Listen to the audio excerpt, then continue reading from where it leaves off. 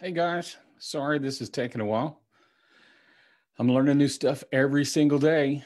So let me get the other guys back in here and we'll get going. We're excited to be here today. We are going to be doing obviously some streaming with my friend Craig King from Stonegate Fellowship. Kyler's here with me as always, my good buddy, and our friend Rick, who hangs out in Georgia with us and helps us with a lot of our audio and does all that kind of stuff for us.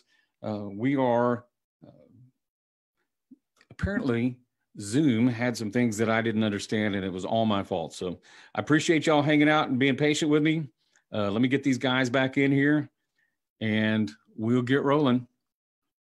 So Craig and Rick and Kyler, as soon as you see the new, I'll let you in as soon as you guys see that.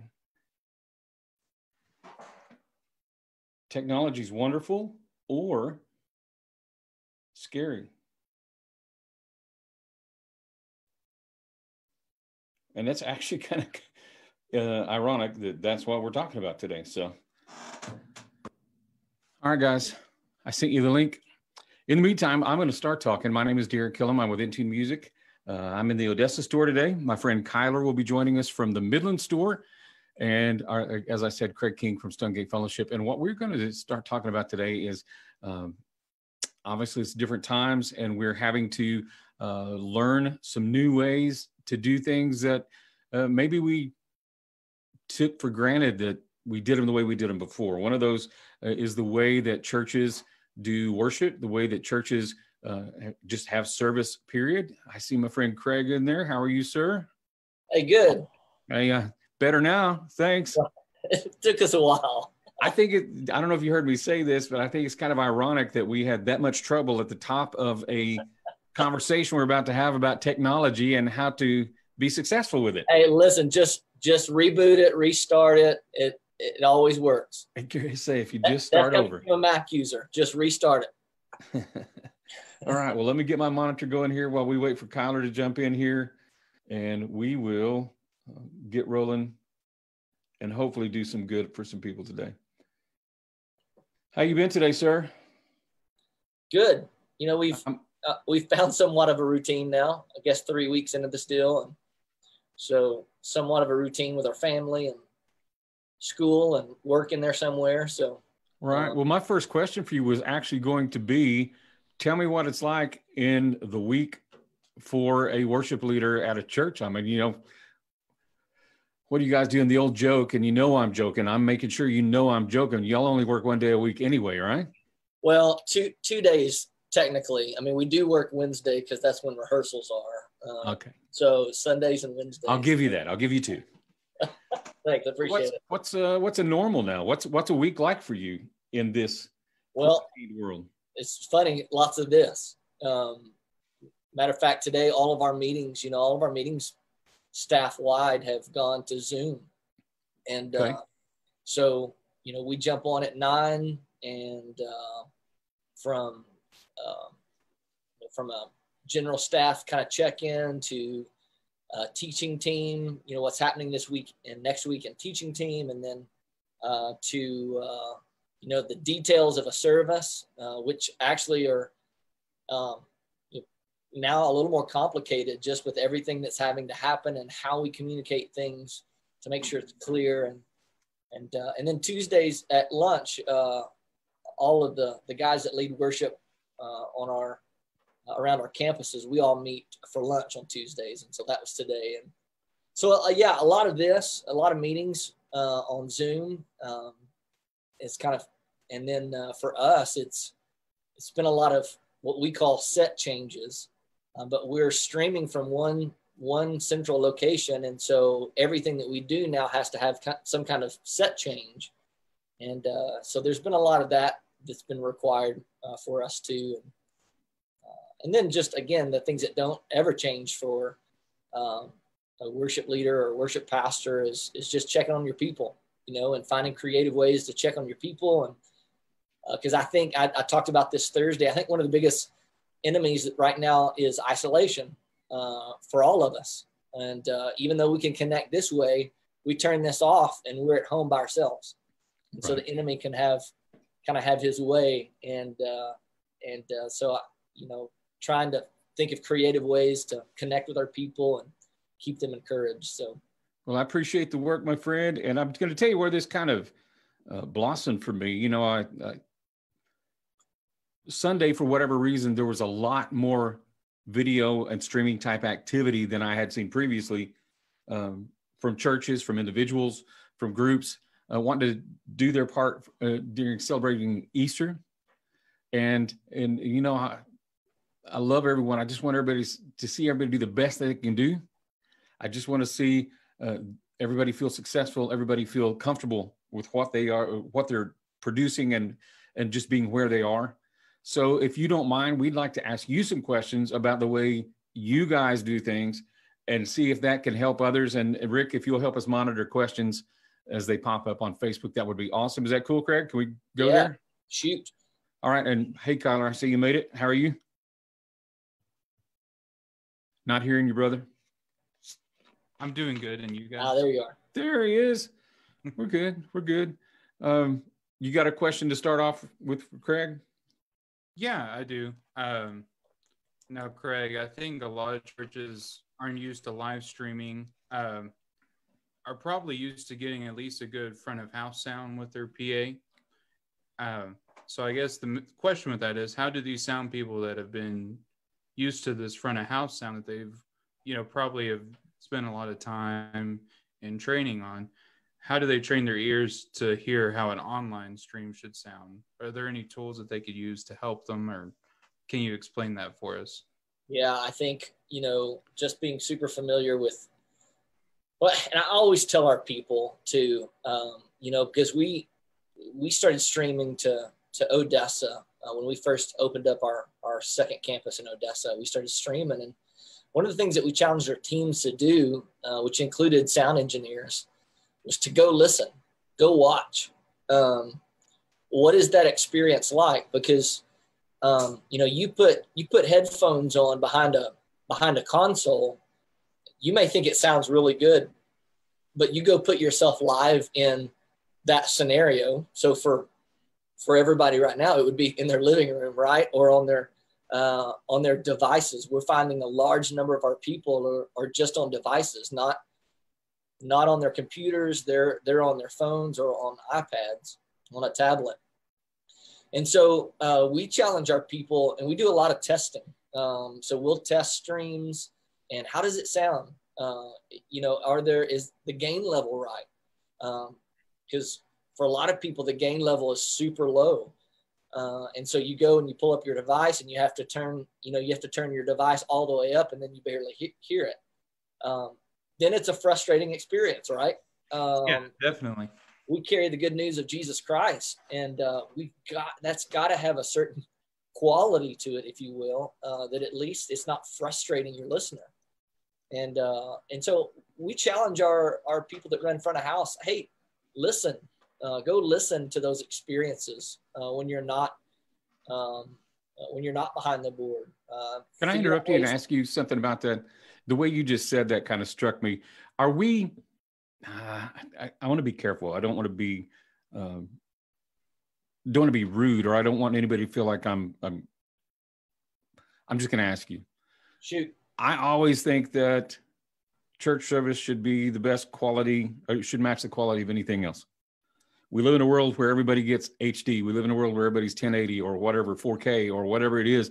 And we are daily used to seeing high quality video, daily used to hearing high quality audio. And I think it's important that we, before we do anything else in the streaming conversation, realize that people are used to that. And you need to get as close to that as you can.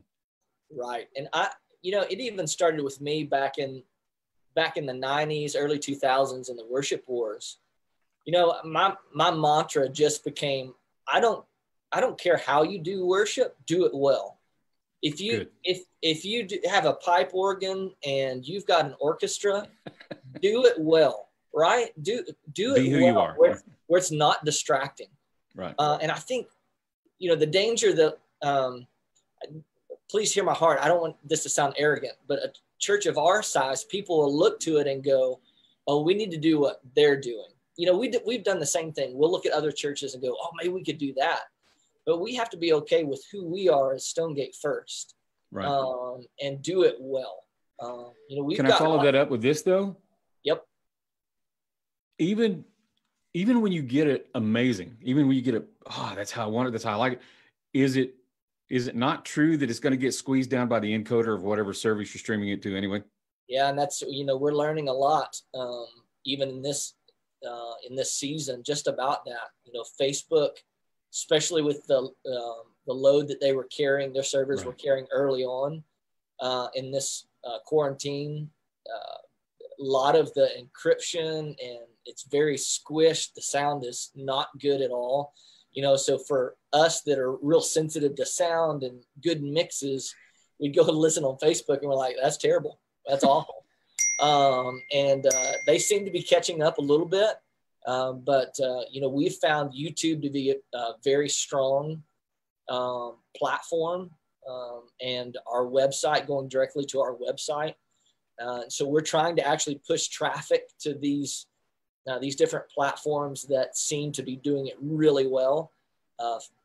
Again, YouTube has kind of been a test for us, but we're quickly trying to migrate our people over to those better platforms. Right. So, and our first one we did on YouTube, so I thought it was pretty well. Can I kind of say that maybe it's, in summary of that conversation, it's a juxtaposition of always do the best you can equipment wise, go ahead and get the best you can get. Just understand the people that are used to hearing, it's going to get squished. Yes. That's no excuse not to do the best you can do as far as equipment. That's right. And maybe, go ahead, Kyler. I was going to say, maybe we could touch on the end of that question. What are some tools that people can specifically use to help them with that? Yeah. So, you know, for us, we are and always have been heavy. We put lots of stock on audio first, but knowing the importance of the video age, we went, you know, HD. Gosh, has that been 4 years ago now? So we were kind of a late adopter to that. I mean, it's very costly to do that. And so, so saying all that, you know, I would say, you know, for those that are starting, good camera to start with, some kind of decent camera. You know, it's funny, I shot a video though the other day on my iPhone, and you can go in and change the settings to you know, a 1080 with a 60 frames per minute refresh rate, you know, and so the quality was unbelievable. So we have actually really good cameras on our phones, and so then it would just be getting audio.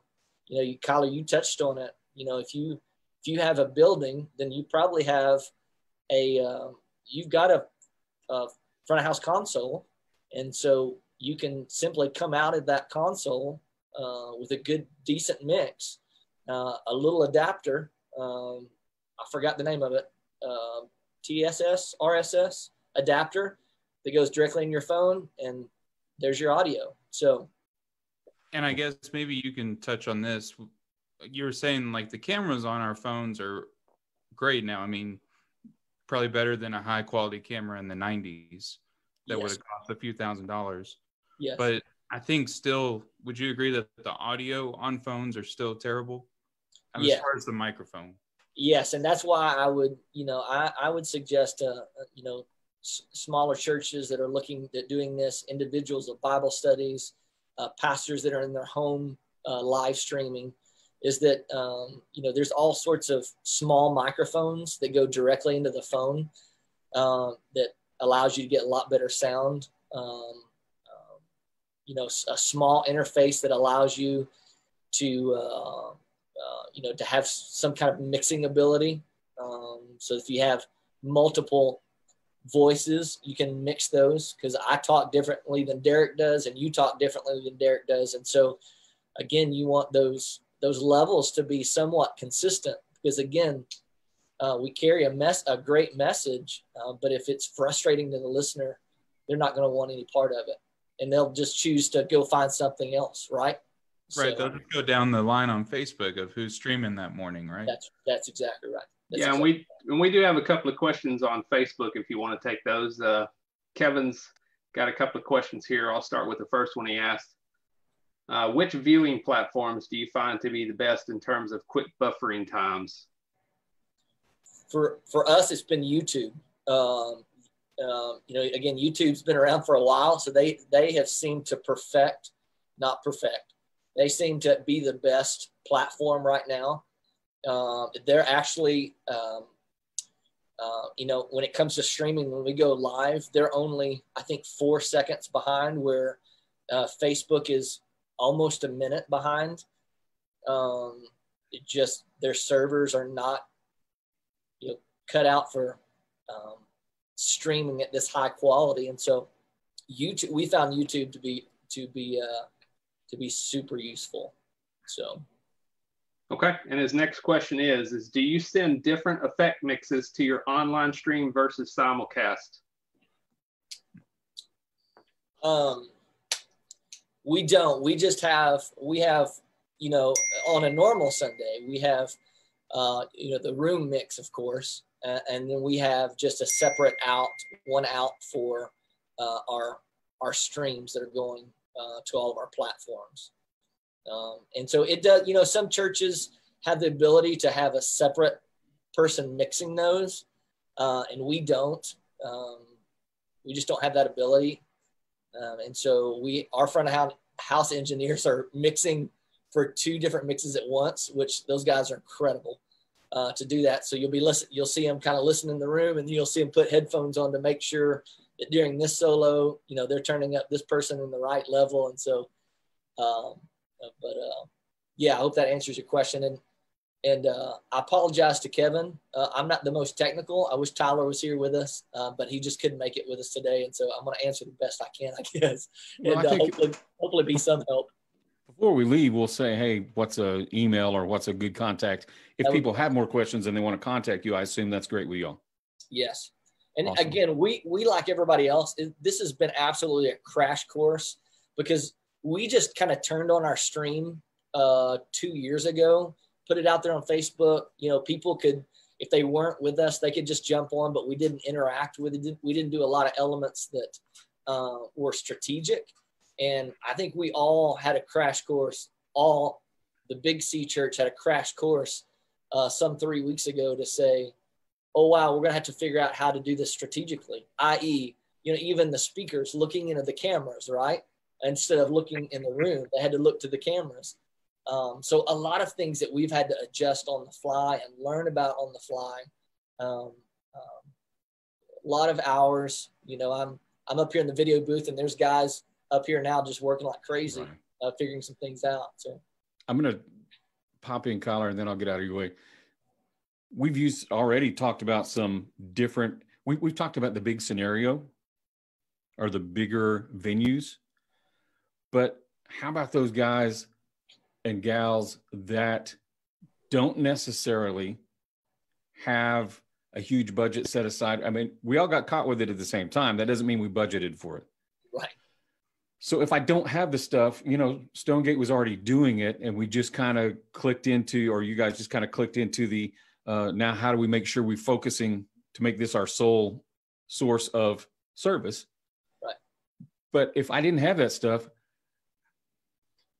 I'm going to come back to your iPhone, and a lot of companies make one. I think Shure makes a great plug-in mic for an iPhone. Right. And then just some form of steady. If that's all you got, you're gonna be able to use that. You can do that. Yes. Oh yeah, yeah. And I see a lot of guys doing that. Again, overnight, these churches had to figure out how do we get our message, out. See the guys behind me. Sorry for that distraction. They start there, but we even used Livestream.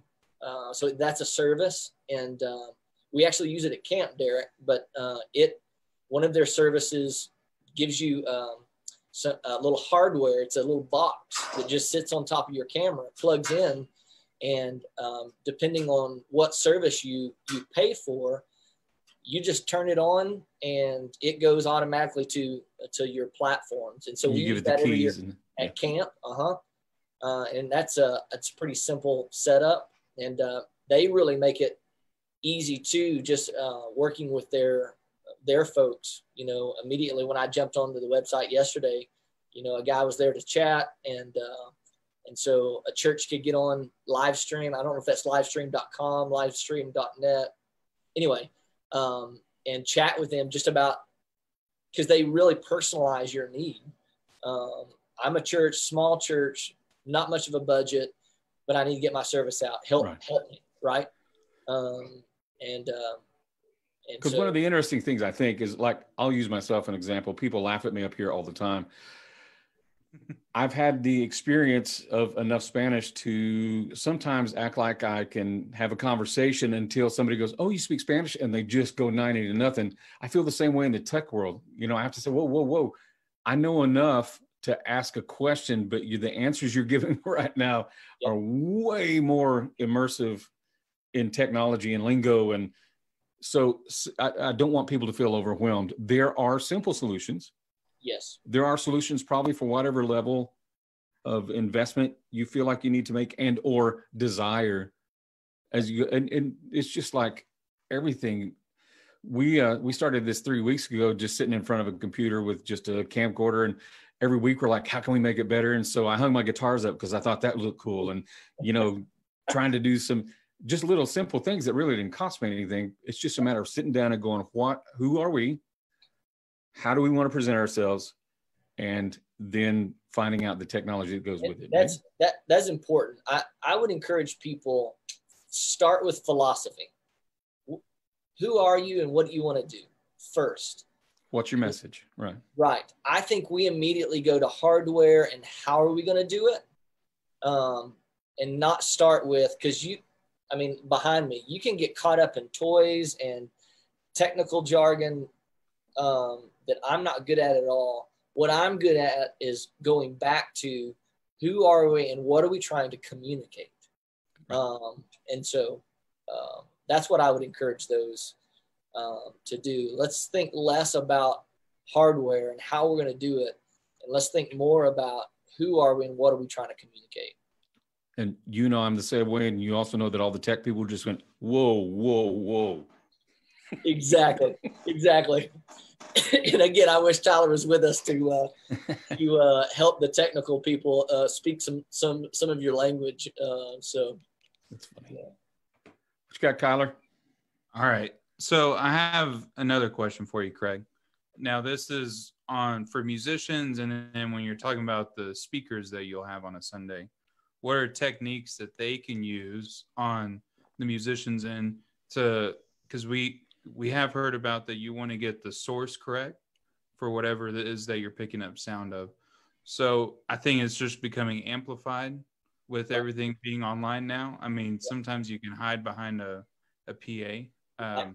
So what are some things that musicians can do that, because obviously you've been doing this for a very long time. What are some things that you've noticed or recommendations that you have for musicians and then for speakers? Same thing I would tell that we started out the conversation earlier is by saying those guys have to listen. They've got to go back and figure out ways to listen to tones because we can fool ourselves into thinking something sounds really good. And then you begin to listen back and you say, that was way too tinny or it was too muddy. And so, you know, you made a interesting comment. We've got to get things right kind of from the source and then trust our front of house engineers kind of from there. But lots of listening to yourself. How is it coming across? How is it translating? You know, because in our head, especially as musicians and artists, we've painted this amazing picture of how it's coming across because, right. But right.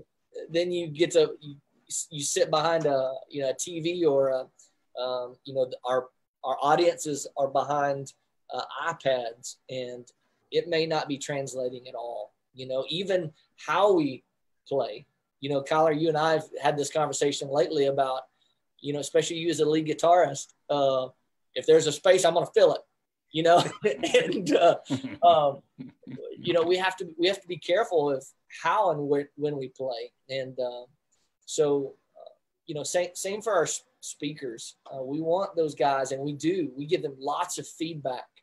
Hey, it's better that you not say this, or maybe say it this way, especially to where we are as an audience, where we are as a church right now. They're in our homes, in their slippers and pajamas. So, even how we talk has shifted, and it's a little bit different right now.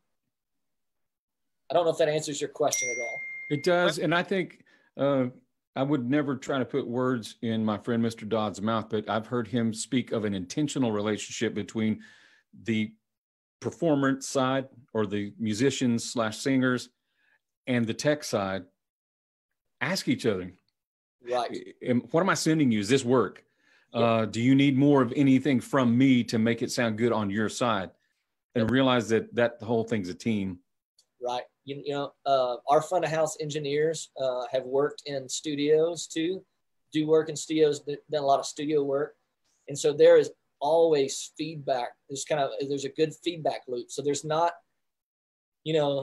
I'm sure there's some, I won't speak on their behalf, but we try to really tear down those walls of production and what's happening on the stage, and get lots of feedback from our engineers.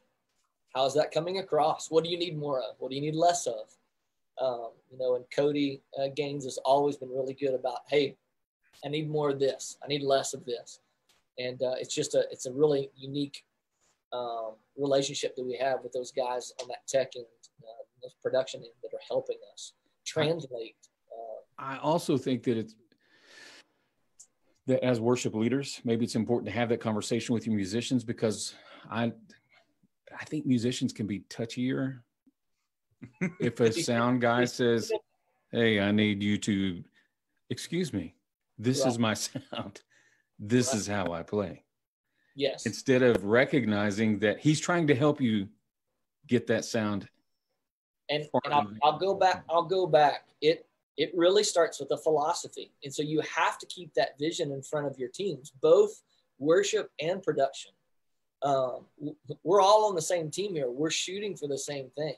And so keeping that vision in front of your teams to say, the ultimate goal for us is not a perfect sounding service. The ultimate goal for us is for people's eyes to be turned to Jesus, for them to hear the message of Jesus. That's the ultimate goal. Now, how can we best do that together? What's that relationship together? And so I would love to say that's perfect. And, I'm sure there's moments where, we think something sounds good and we want more, and Cody does the whole, it doesn't move in fader. The magical wave. Yeah, exactly. I'm pretty good at that too. The magical volume knob. Exactly. Right? I always think that when I ask for something more in my ears, I'm like, I wonder if they really did turn anything up. But no, again, it goes really back to a philosophy and making sure people are clear with the vision that we're trying to accomplish together. Okay. I feel like I love these answers. I love this conversation. I'm trying to make sure we stay focused on the actual end product of streaming. Yep. Which is what we're discussing. And I think we've hit that well. I think synopsis, it doesn't have to cost a lot. Do the best quality you can afford at the time. Yep. You can always improve as you go along. I tell Titus Titus, my son, ask lots of questions. Don't ask lots of questions. Just ask. Again, these websites make it most of them make it so easy to interact with somebody on the fly. Ask lots of questions. That's what I do. I'm clueless about tech stuff. And so I always have to ask lots of questions. Well, I think that most of us, if we would just stop and go, wait a minute, I've already got most of the tools I need, whether that's social media or Zoom or whatever your preferred meeting format is. Right. Most of it's already there. It's just how to get it to people. Right. And at that point, it does become, I'm trying not to burp Mountain Dew at you guys. So it does become important to consider what you're actually broadcasting. That's an integral part of the streaming process. Can your camera actually capture everything you think it can? So do these things in advance. I laugh at myself because it took us extra time to get on because I couldn't get a setting right in Zoom, but test them out ahead of time. And most of this stuff's already here and it's already working. You just have to figure out how to commandeer or how to manipulate it to do what you want it to do. Right. So I'm going to ask you a question relative to that, if you don't mind, Kyler. And Craig, I hope that you, we do this together sometimes. So I think it is there anything we need to be aware of as a production team when the place is empty? I don't remember how many seats are in Stonegate's auditorium, but it's a lot of empty seats. And so whereas you're used to seeing people clap and sing and engage, we're having to kind of engage with each other who we have to keep distanced from anyway. And we all have some sort of monitoring headphones or earphones in. Is there a way to address that challenge, or do you just have to be aware that that is what it is? Both and. I think, the first week, too, really, it was stark because we have been conditioned to interact with the crowd in the room, right? So we look around, we see eyeballs. The way I lead, I see certain people that I know are going through certain things. And so I may say something from the stage that encourages the body. Well, then if you remove that immediate interaction, if you will, you look out and there's just a red light on the camera. You really have to, in your heart and mind, put yourself where the people are. So for us, statistics or numbers are really important. So we're going back. How many people are watching on devices? How many people are watching on, through their TV? That's been important to know because we can make the assumption that everybody's sitting in their living room. Well, a large group are, but there's a lot that are driving in their car, maybe out to the lease, and they're on a phone, and so. It takes a shift in your thinking of how you address people. Can I put it this way? I mean, it's almost like you've lost your feedback. You don't have the feedback. So you're just flying out there. And obviously you're doing it what you're doing is an intentional thing, but this is not what I think most churches want. I don't know who's on the screen right now and who's not, but this isn't what most churches would want to stream. Because I don't see anybody. I'm just playing. And, I say that we're in tune with each other and we are on purpose doing worship together. But, for lack of a better term, base face happens. I can remind myself not to do it when I see somebody going, right. It's a weird face. Right. So I don't know if that's something that belongs in this conversation or not. You kind of have to. For us in worship too, we've had to be okay. Because worship corporately is based on people, whether it's hymns or it's what we do, it's based on people singing with you, right? And at home, I've just noticed, even in my home, we don't stand up and just sing together. It's more of it's a moment in our church history where our people are allowing music just to wash over them. So they're sitting there. And, I would almost at one day be offended to go, how dare they sit at home and just watch us, right? But allowing some freedom to happen to go, our people just need that right now. They need just to be together as a family or maybe by themselves if they're driving to the lease, and they just need to allow the music to wash over them and to be okay with that as I'm leading virtually. Just to say this song may just wash over them. I'm not inviting them.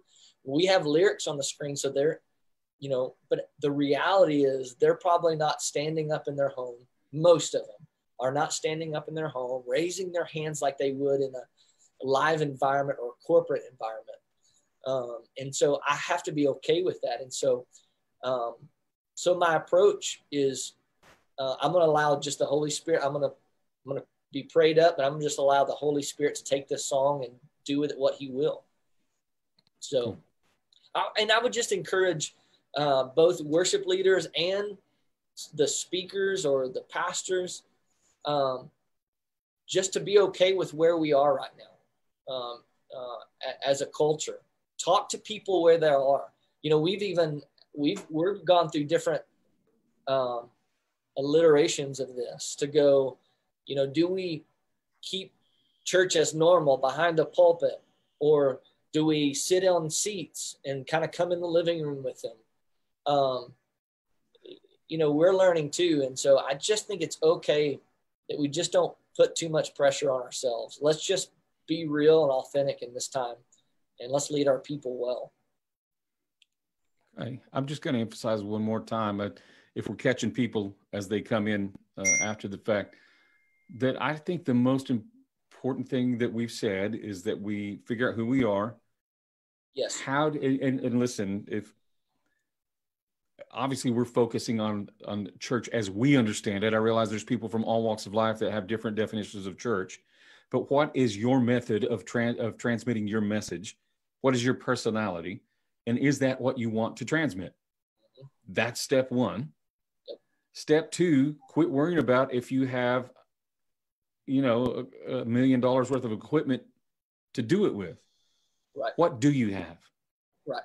If that's an iPhone and a plug-in mic, that's what you have. I would recommend at least getting something to set the mic on, because your hand gets tired and your arm will start to wiggle. That's right. Yes. But what can you do to upgrade that is the next step. What can we do to make this better? Because it gets exciting when it works and when you start to see feedback from people. Thank you for that. I was watching that. It was awesome. I'm telling my friends about it. And it kind of starts to motivate the technology from where you are to where you can go. Right. And finally, realize, just as you just got through saying it really well, you know, this is where we are. This is reality right now. Yep. And so I think, Kyler, do you have any other questions? Well, actually, Craig, at the end of what you just said, kind of made me think of a question that I put down. How do you think, now, I guess it kind of seems like this is never ending, you know, like there's no end in sight, although at some point. Tell my wife. But at some point we'll be past this and we'll think of this as a crazy time in our lives.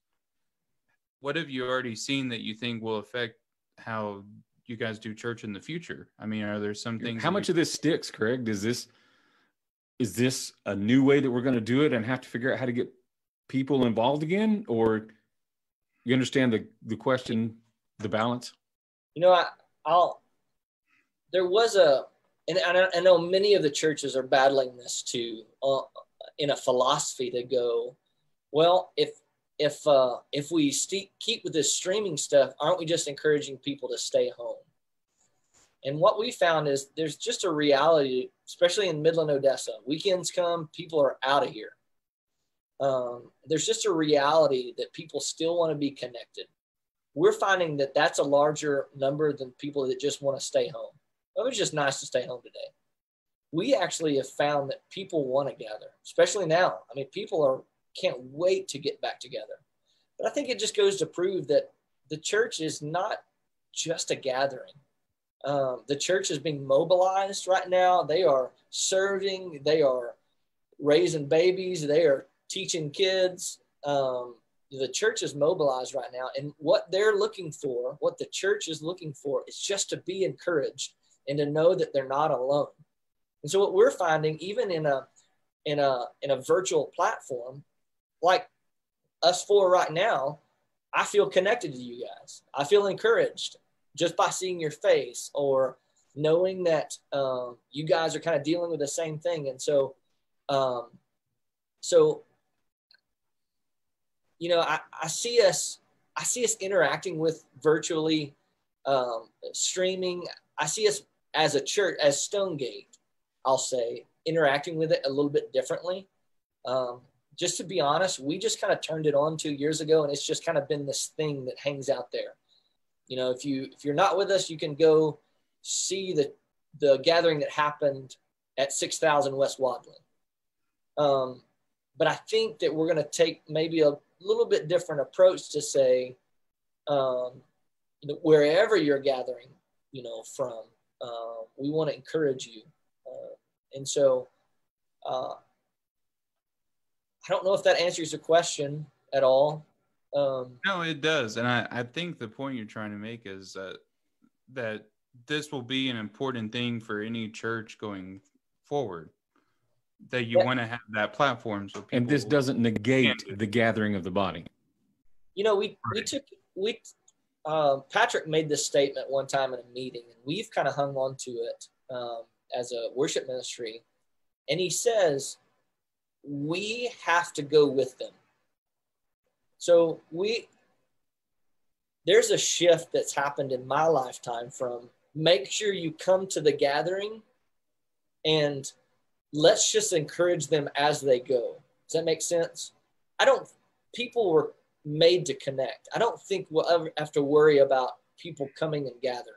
That's an innate thing in us. It is. People want to get together. What we have to shift our thinking is to go, how can we go with them? So for the people that do get out of town on the weekend, or the pumper who literally has to work every Sunday out on location, or the group that follows us at the hospital every Sunday, we have to go with them. And I think that's driven us a little more, especially now to pay more attention to quality and some nuances of how we say things, to make sure that those that are watching our stream online are encouraged too. You know, so if I could encapsulate again, it's kind of what I try to make sure I can do a walk away with this. Yeah, this should be part of us going forward. It doesn't mean it defines us going forward, but now that we have this awesome vehicle, and more people that get this vehicle, the more people they can send out with the message, no matter where they are. They don't have to rely on Sunday morning and have a guy in the back going, 1, 2, 3. Right. But if I could twist that real quick, I think that there's some wisdom in intentional broadcast. In other words, how long is this lasting? I think that people are still people, and that statistics, and you can correct me, may prove that there's after a certain amount of time, they just go on with their life. Right. Is that fair? Are you talking about? I'm talking about if you go an hour and a half, you're probably not going to have those people that whole hour and a half online. Yes. And matter of fact, that's one of the numbers that we've tracked. You can see at the 60-minute mark, the numbers tank, no matter what's going on. And so we really have stuck to kind of an hour, even though internally I'd love to go for an hour 15, hour 30. But there's just a reality where people are.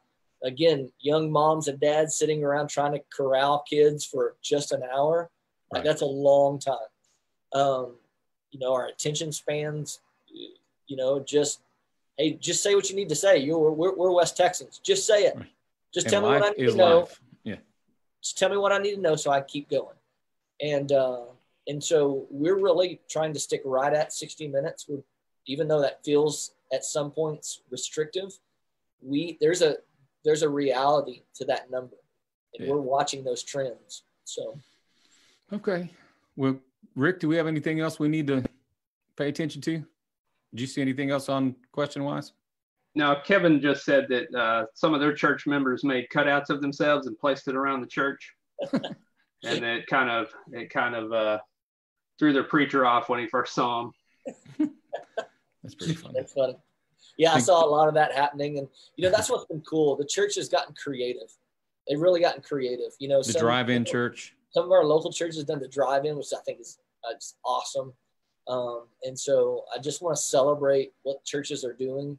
Again, they're okay with who they are and being comfortable in that skin, and they're doing it well. And okay. So I want to give you just a few minutes without us to speak to people that do what you do. Encourage them. If you're comfortable doing that, give them whatever contact info you want to give them, and then we'll just wrap that thing up. Yeah. So again, I think I would say, I think our continued theme here has just been, be okay with who you are. We play the comparison game all the time, especially in the church world. Well, I saw this church do this, and I saw this church do that. And we feel it sometimes too, but I would encourage you as churches, as church leaders, to be okay with where God's called you and the group of people that he's called you to lead. And we call that our context. And our context helps us lead. And so I would encourage those that are leading to be okay with where they are. I would also say, but don't be scared to ask questions. How did that come across? Was I making enough eye contact with the camera? Was I glancing one way or the other? Because I'm telling you, little things like that can be a massive distraction virtually. Worship leaders, ask lots of questions, rewatch streams back. What was weird? What didn't sound good? What can we work on?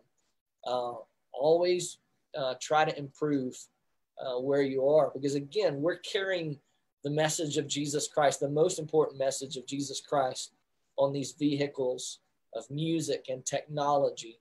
And so tune up your vehicle.